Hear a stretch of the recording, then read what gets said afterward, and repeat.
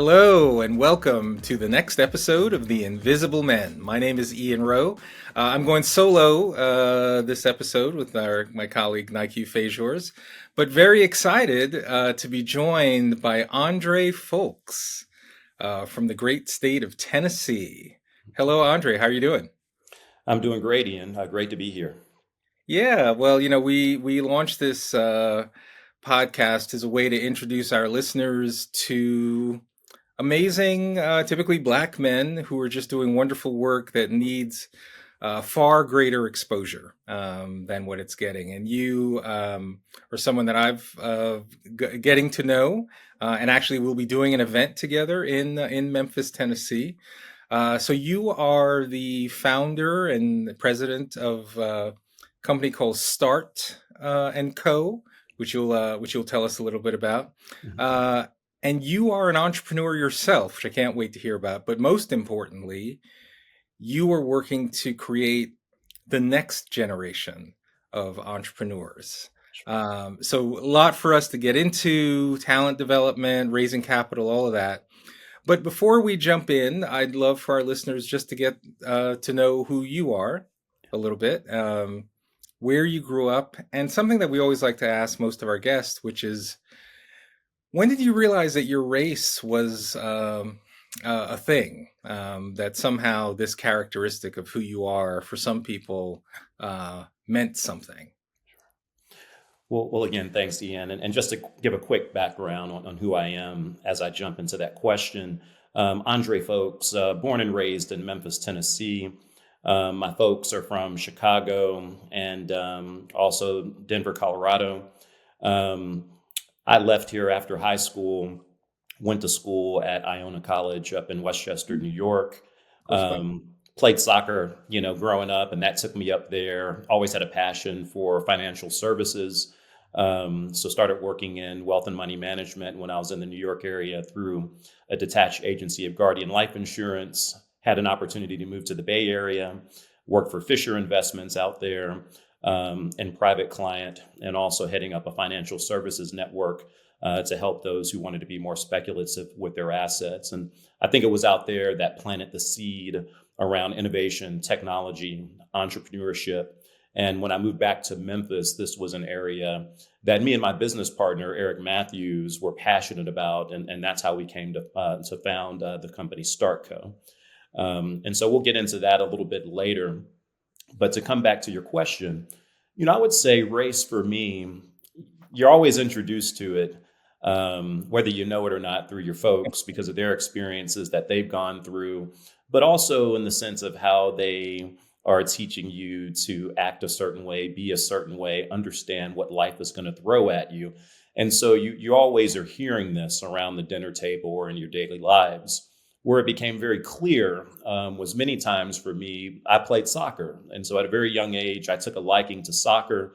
Not very many Black people playing soccer in the South, traveling from small town to small town for tournaments. You Mhm. come across folks who don't live in bigger cities, who don't have exposure to Black people, who actually have a hatred towards Black people. And that And also how old were Hispanic. you? How old were you at this time?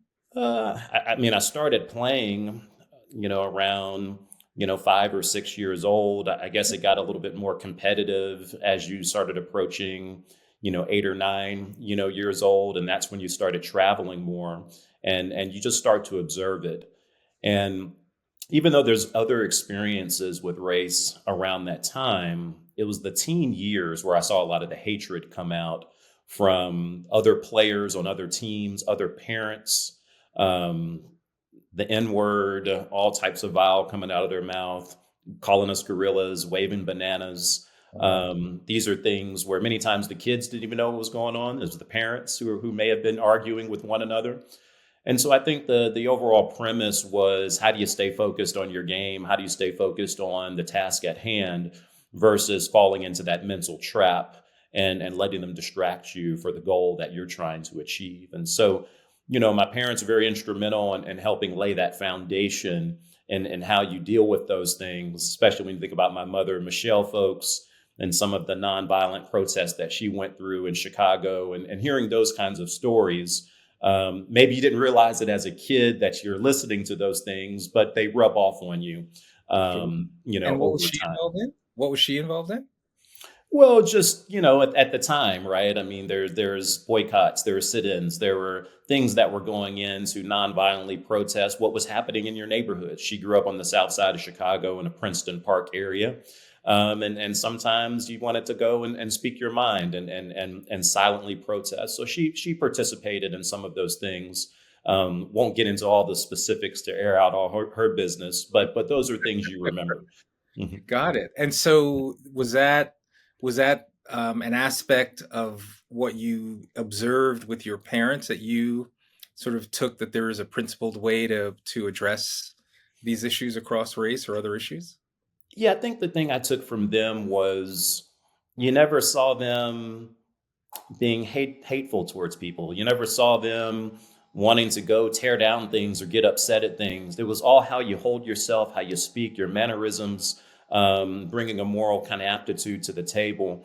And I think that's one of the things that we've always valued across our family is, hey, we get it. This exists out there. It's hurting people. However, you don't need to always come out there and cry about it. You don't have to have your hand out. You don't have to look at life as it's a glass half empty. And so that was kind of instilled, even though we come from a civic family, right? We are out there fighting the fight many times. With my father now being a federal judge, my mother worked in nonprofit her entire career. So, there's ways to handle the task at hand, but we always wanted to make sure we were professional and putting our best foot forward. Yeah. And so do you think these skills you've been able to sort of transfer them into even your aspect of being an entrepreneur, like how you address challenges and overcome? Like is there a connection between these two things? I think so. I don't think it's taught that way. I don't think you knew about it that way. I just think, through your life experiences, plus your education, plus all the other things that make up who you are, you can kind of tap those things that are within you. Right. And so I don't know if it was something that I was like, I knew at the time Right. that's exactly what I'm doing. You just realize, okay, I've been in this situation before. Okay, how am I going to handle it? What should I do? And sometimes you get it right, sometimes you get it wrong. Our emotions get the best of us. And just to kind of give you an example, you know, you see some of these things carry over into the workplace, right? And you have to be careful in the workplace because you're not sure what your company's response is to these types of issues, right? There are some companies who don't care. They don't care if a client is racist or if someone's this way or that way. At least I experienced that years ago, right? And so they were all about the bottom line. But then there's others who do value it, who do respect what you care about and those types of things. And if we have time, there's a story when I worked for Fisher Investments. I had a client, but some of our clients we never met face to face, even though we were managing their money on the other side of the country. And I had a client from Texas, and we'd been talking for 2 years. Gave him an update on his account. You I think I know, know where this is going. all Yeah. this time had gone by. Arguably one of my best clients. We could just shoot the breeze and talk about everything and just kind of cut to it. But it was 2 years in when he was telling me a story about one of his farms. And we have family who had, land in Mississippi. So we were kind of talking about that. And he was saying, I have a guy who helps me handle everything. And he does this, he handles the paperwork. I don't ever have to check up on him. He's amazing, Andre, but a nigger's a nigger, you know? Whoa. And this is when it dawned on me, right? You're in the middle of a Whoa. call. He doesn't know that you're black. He just thinks that you're someone who's been educating him on his money and this. So he had no idea. And it was really how you handle those situations. Do you pop off and start screaming and yelling at them and telling them this? Or is this someone who just didn't know and is kind of set in his old ways? And maybe there's a solution to this. And it turned out that my company at the time gave me the option to either fire the client or talk it out. And I said, let's talk it out. This is a good Yeah. client. He's a good person. He just has these kind of embedded things. And So we how ended did up that go? continuing to work, but our relationship was never really the same after that. And boy, that was an awkward phone call that my manager had to make, to kind of let him know who I was. So, So did you you know, ever meet in person? no, we never did. We never did. It wasn't the same relationship after that. But he stayed our client. I mean, it was one of those things. But I just think understanding these experiences, how to navigate it. I think sometimes we feel we only have one option to be angry, be mad. Whereas I feel that there's other ways to sometimes handle it. Yeah, I got you. I got you. Wow, we may need to come back to that. So okay, so you grew up in Memphis. Very interesting background with your parents. Sounds like they had you really grounded. Um, and then you decided to go to a school in Westchester, New York. Mhm. So tell us a little bit about that and what was Iona like, and then let's get into your entrepreneurial career. Yeah, and so for me, I really didn't know anything about Iona. A coach had seen us playing soccer in Florida, and so brought me up for a recruiting visit. I had been doing many recruiting visits across the country, and I always had an interest in finance, and so this was right outside of New York City, up in Westchester, and so it just felt like a great fit where I could play, I could learn, get my education, and it kind of went from there. I was lucky that a friend of mine introduced me to some family friends who had a small investment advisory business. And I started interning with them and just kind of continued even after school.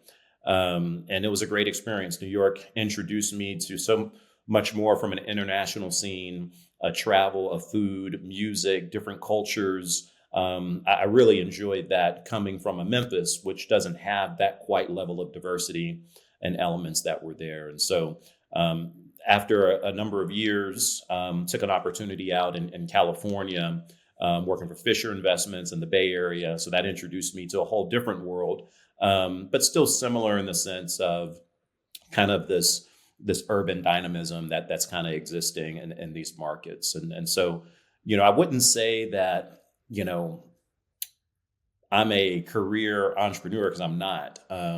I think what happened for me is working in the investment advisement business. You kind of work for yourself. You learn how to manage your time, your money, your sales, your business development, and I carry a lot of that into what we've been doing the last 17 years here in Memphis when we launched Starkco, which was to launch kind of a hybrid type company, almost like a social enterprise. So there's the nonprofit that we run, and there's for-profit entities that support and invest in companies. And there's like a consulting arm that sits in there as well. And so over the years, there are projects that we have launched, there's businesses that we have launched and been a part of that have helped shape also how we work with founders, small businesses, economic development groups, corporations who are looking for advice and support. And we like it because we get to spend time with ideas, Yep. emerging technologies, new civic solutions, and we get to help strategize how to build those. And so that's kind of what gets us up every day. Yeah, I love it. And now, did you always believe you were going to move back to Memphis? No, not at all. I think what happens is you get out there and it's not all roses, right? You think, oh man, let me get out of the South and let me go somewhere. You go to New And York. Let me go to the Northern yeah, California. Yeah. yeah, and you realize, okay, I'm struggling here too. I've got other things I have to deal with and other challenges from these communities. And so, I think it was a matter of kind of coming back to the roots and figuring out what I really wanted to do. And that's kind of what I did here. I guess it was about 17 or so years ago. Got it. All right. So then let's fast forward to Startco. Mhm. Um, what's the profile of someone that you invest in? Like who is that person? Who are the folks that you've helped to jump off over the last 17 years? Yeah, it's interesting. It comes down to a few things. So obviously, it's the people, right? So in the beginning, who are we dealing with? Um, are they compatible? Can we actually provide guidance and mentorship that they can apply to how they move forward? For us personally, there are certain skill sets that we have that match up to certain types of entrepreneurs and businesses, right? So, for example, I have a background in the capital markets. I have a background in sales and business development. I understand operational capacity.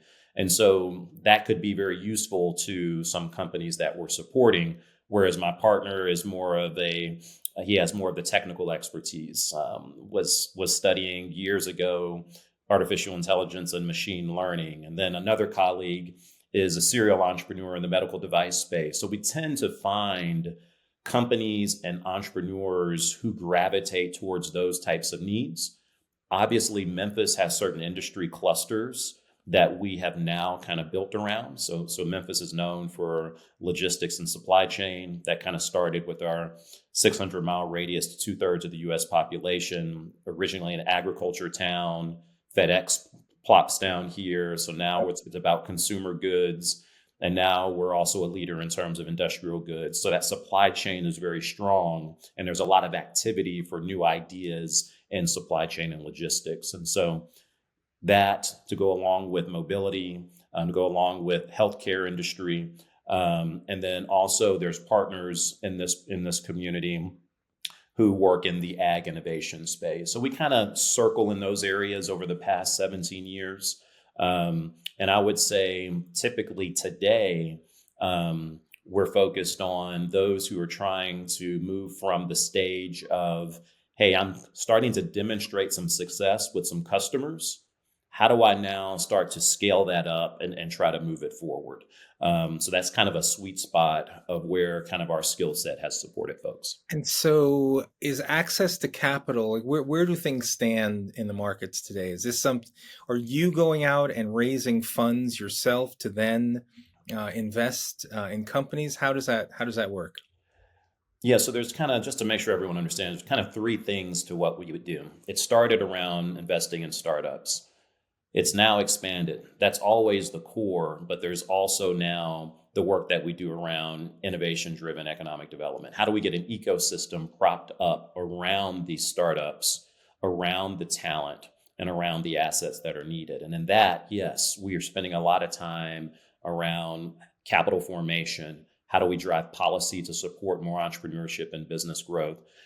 Because if we don't fix that, what we noticed was a lot of the companies that we worked with were kind of leaning them towards a cliff to fall off of, right? If we don't find the capital, if we don't find the resources, so what do? They go to other markets, right? So we spent a decade working with companies just to see them Right. move to the coasts, right? So we kind of shifted a little bit to now start focusing on putting the structural supports needed in so that our homegrown companies have what they need to move forward. So this is something Memphis has not been very good at. Over the last many years, we've kind of been riding what we call our legacy entrepreneurship, the FedExes, the AutoZones, the Holiday Inns, and so many more who started up here. But we need a lot more of this activity, and that's where we spend a lot more of our time. And how do you cultivate that next generation? Like, are kids in high school, in Memphis high schools, being exposed that this is possible pathways for them? Is it young adults? Like, where's the next generation coming from? Yeah, so it comes through. There are organizations who are focused on that, right? So there's organizations that we've supported here, like a Code Crew, who's focused on how do I make more software engineers? How do I build more data scientists? How do I prepare folks for the artificial intelligence boom that's happening right now? But I think overall, this is all happening, but we need it to happen a lot more, right? If you look at educational attainment rates, if you look at, we're moving beyond just STEM, and we really have to think through, how are we going to manage STEM, right? I mean, STEM is now a thing that's already out there in the marketplace. And so, we have a lot of work to do, with regard to this, but we have partnerships that focus on it. And I think it goes from going through the K through 12 system, all the way up through secondary education, all the way up through business formations. They all have to kind of be lock and step. And so that's the hard part, because we're all busy, we're resource constrained, but we do want to work together.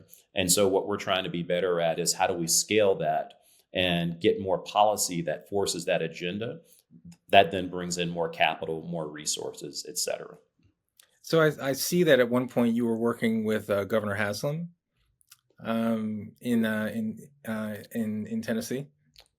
Well, he had appointed me to be on his workforce development board. That must have been 10, 15, 12 years ago or something along those lines. So it kind of gave me an introduction to the flow of dollars um, through the state, across the state, and also to Memphis. Um, and that's kind of where I kind of learned a little bit more about workforce. At the same time, I served on the local workforce investment network. And what we've noticed here in Memphis over the last 10 or 12 years, we're seeing across the country and across the world, actually, where workforce and entrepreneurship are merging. Mm. You can no longer do them separately anymore in terms of ecosystem building. The same type of skills you need to start businesses or similar skills you need in the workforce. We're all moving to a creative economy, and so we're seeing how there's more overlap, deliberate overlap in managing those kind of development areas. So what is it that a state, because we have a lot of viewers who are in state politics, elected officials, legislators. What are the kinds of things states can do to spur this kind of positive workforce development or entrepreneurial development? How can states create more carrots, I guess, Mhm. to stimulate this kind of activity? Yeah, so I think some states are doing this better than others. I think for the ones who are not thinking forward enough, there's a couple of things. Have we truly engaged our anchor institutions to the point where they've opened up the hood to shed light on their challenge areas from a workforce standpoint, and what missions are they trying to solve over the next 20 years? The reason why that's important is that should inform the workforce development efforts. Right now, you have a lot of workforce partners who can be very effective if you attract a company and say this company needs 1,000 jobs of X. But we need to start merging our normal workforce development efforts towards a North Star. And the North Star should be informed by industry. So, building better bridges with industry partners, getting them more engaged in how the curriculum is written. It would be helpful if someone knew that their anchor institutions were about to spend X billions of dollars on AI and sustainability and climate, for example. And within that, they're looking at data analytics and predictive capabilities. Just knowing things like that help people prop up the programs so that 5 years later there's talent that's available. When you don't do that, the corporations will go find it elsewhere, right? They'll go Mhm. find it sometimes outside the region. Yep. Second, there's workforce policy that can be interpreted sometimes differently than how it's been interpreted for the last 20 or 30 years. And you're starting to see people read that a little bit differently, where they're actually using workforce dollars, like I'd mentioned before, around entrepreneurial development and kind of moving things forward and carrying them there through. I think these things are very important. And I think there needs to be new policy that speaks to workforce, entrepreneurship, and business attraction all at the same time versus kind of in siloed efforts that are there. And so I think there's just some overall policy shifts that could take place. And if you can get the policy shifts to take place, it can loosen up capital to be used in differing ways than how it's been used in the past. Where does this present challenges? Okay, who wants to spend the time to research and develop new policy? And there's existing incumbent relationships who are already getting funding that don't want to lose their funding. So this is where the struggle comes. And so I just think it's a matter of having bold ideas and agendas and trying to rally the support to move it through. Yeah, so I run a high school in New York, in the Bronx, Vertex Partnership Academies. And one of the things we try to focus on is this idea that college doesn't have to be the only immediate option after high school. Mhm. So we're trying to create relationships with companies. So we have a pathway with biomedical science, Mhm. and we have a partnership with Northwell Health, which is one of the largest healthcare providers in New York State. So a few of our students each Monday actually go to a hospital where they're on a rotation. They're in different um, departments. What do you think about this as a category as a whole, in terms of getting more, high school students exposure to these kinds of industries, where it may become possible to actually earn an industry credential by the end of high school, so that college may not have to be the only pathway, and it could be another mechanism of workforce development. Yeah, so let me just preface it with I'm not a workforce expert. So I just have to make sure I'm very clear about that. I have my own ideas, however. Um, so I think overall, here's how we're kind of seeing things. As we, find our talent that we work with, they're lacking many times a couple of things: solution expertise, how to build the actual widget or solution that they claim they want to build, whether that's a physical product, software, or whatever it may be. And many are lacking the domain expertise, the industry knowledge. Okay. So they're trying to build a solution or a company within an industry, but they have no experience in that industry. So whether it comes from, college or it comes from somewhere else, they have to acquire those skills. They have to be able to actually build something, or they have to have the industry expertise. So if we can satisfy that through the credentialing, right, that's being proposed, then great. I think sometimes we look at learning as a one and done type of thing. We got a credential, now let's get out there and get the job. When really we need to be looking at it as a evolving thing. We're always learning, we're always evolving, we're always moving forward.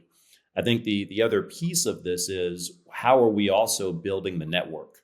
Because if you don't go the traditional path, then you're going to have to lean on your networks, in my opinion, even more. And this is the social capital that has to be built for our youth going forward.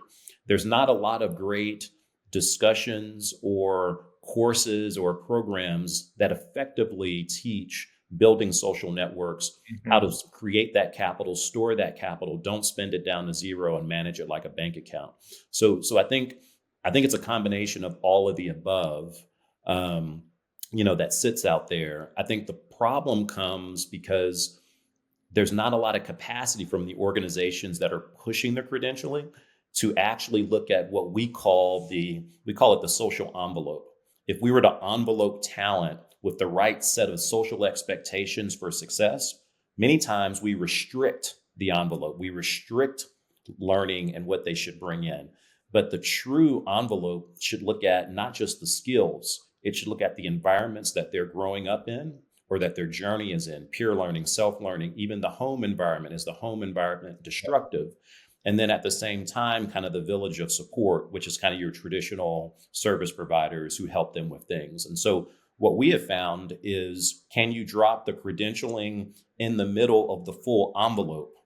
So what we noticed with our white counterparts is, on average, our white counterparts who are trying to move into the workforce or trying to start a business, they've got like 8 or 9 touch points, meaning 8 or 9 things that make up their envelope around them. We've noticed that underserved communities have maybe 2.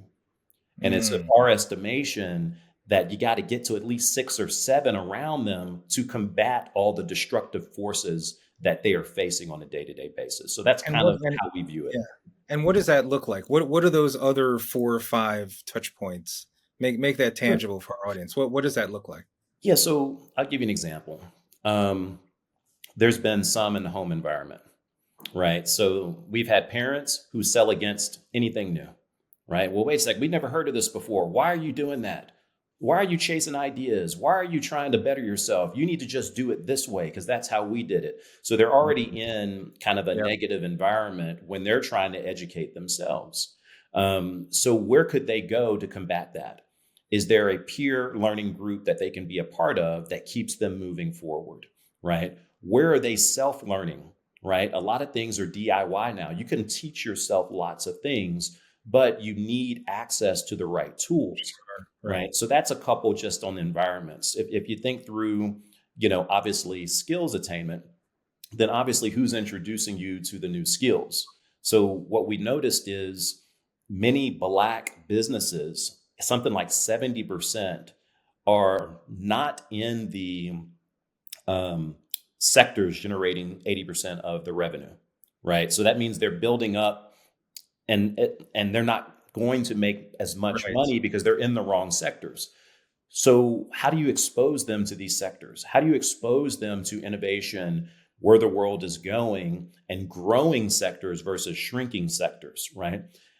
So this is very important. So I was exposed to financial services just because of a random workshop that I walked into when I was 14 years old. And that's what kept me down that path. But I could have not shown up to that workshop and maybe never been exposed. So these are things that happen natural to those who have a little bit more wealth, right? Those who have a little bit more social capital, because it's happening at the dinner table, right? Yeah, I mean that's why I'm so bullish on high school, secondary education playing this role Hmm. of, bringing in companies or other pathways that a student who would otherwise never Hmm. even consider these pathways, but imagine and it can range from job shadowing to an actual apprenticeship where you're on some regular basis going into an organization. Because otherwise, it's really hard to imagine where would kids get this exposure. Yeah, and I think that the hard part of this is there are great programs in every city addressing this. The problem is they are finite. They're not ever evolving. They have to, like, because of how many times the funding is provided, they have to show how many people are in seats, how many participants go through a program, and there's not enough attention paid to how long do you have to spend with that one person so that it becomes there's the stickiness factor. It becomes embedded in them and it becomes a natural course of life. We don't really do that enough, right? And so I remember when we were working with NJHSA, the National Jewish Human Services Agency in New York, we were working with a lot of social enterprises who were trying to address poverty. Because people didn't know, a number of years back, the Jewish population was the number one growing population for poverty. And so they were dealing with this as well, thinking through the journey. Okay, so if we have this many people coming in, how do we prevent them from ever coming back for crisis management and these things? And the same thing with youth. How long do we have to keep them on the path before we peel off and move on to the next kid or move on to the next youth? And unfortunately, we don't have enough resources to do it, or we're using existing resources an old way. And so this is something we struggle with a lot. Got it. Wow. Why? Well, Andrew, this has been fantastic. I can't, we're actually coming to the end of our time. Yeah. But I have to ask you the question that we ask all of our guests, Mhm. because we're talking about young people and how to introduce them to these new pathways. When Nike Fazors and I started this video podcast, The Invisible Men, many years ago, we conjured up this young person, Mhm. Daryl, who's a 16-year-old black kid who lives in forgotten USA, this imaginary urban city, where unfortunately Daryl isn't hearing enough about folks like you Sure. and what you're trying to do for his generation. So I'm just curious if you had Daryl's ear as a young black man trying to find his way in the world, what advice do you think you'd give him? Yeah, I mean, I think there's a few things, right? I think we touched on a couple before. How can Daryl better expose himself to things that are not around him? Mm, Um, to me, this is critical. Um, Diversity goes beyond race. It's about different mindsets, approaches to life, skill sets that you can learn from. So to me, that's going to be one of the most critical things that they can carry forward is that exposure. The other thing is innovation, because at the end of the day, innovation comes down to problem solving, right? And if you can understand how to be an entrepreneur, even if you don't start a business, you can be an entrepreneur within a company, within anything you do. That means you have a skill set that helps you solve the problem in front of you. And you can apply that to life, struggle, anything that's out there. And so just figuring out how to dig out of things is important. The other thing is we're playing I hate to say it this way, it's almost like we're navigating a game out there. And there are some folks who have all the cards, and there are some folks who don't have any cards. And so you have to understand how to play the game, you know? And so one of the things that, I learned at a young age was there's going to be people who judge you right off the bat. They're going to say, oh, this person, you know, they're unintelligent, they don't have the savviness, they can't perform, et cetera. So if you know that, and you can say, well, they think that I'm down here, and I can do something real quick to propel their thought of me to up here, you've made more of an impression on them than an average person. So even someone they thought was just average, you've now made more of an impression. Right. So how do you beat them to the punch, beat them to the thought they're going to have before they even have it? And now you're in the game, right? So there's these little things out there that can be learned. And then finally, I would say invest in people. A lot of folks don't know what that means. We teach a networking course, right? Where a lot of folks are like, they show up because they're like, I want the biggest network, teach me how to do it. And the first thing out of their mouth is usually because I got things to go get out of that network. And that's the wrong premise. What we should be saying is, how do you invest in the people in the network you hope to have? You should be solving their problems. So the person you want something from, you should figure out how to be giving them something. And a lot of times people say, well, what could that be? Well, a lot of times it's information. If you hear what they're working on or what they're doing, and you read up on it a week later, follow up with them. Hey, I thought you might like this. Invest in people, and then you'll never have to ask your network for anything. So those are things that at a young age, if you knew that, because when you don't know those things, you burn bridges. You don't realize that you're burning bridges, but you are. So those are things that I would recommend to someone who maybe has not had some of the experiences that maybe you or me have had. Sure. All right. Wow, Andre, very fascinating. I look forward. This is the beginning of a long-term relationship. Yeah. If I can do help find this next round, this next generation of entrepreneurs in Memphis would be very inspiring. So thank you for joining us. Well, thank you for having me. I really do appreciate it. Yeah, all right, excellent. Well, for all of our listeners, if you want to find other episodes of The Invisible Men, you can go to www.invisible.men or wherever you listen to podcasts. We're there too. And so, Andre, great to see you. For our audience, until next time. Thank you.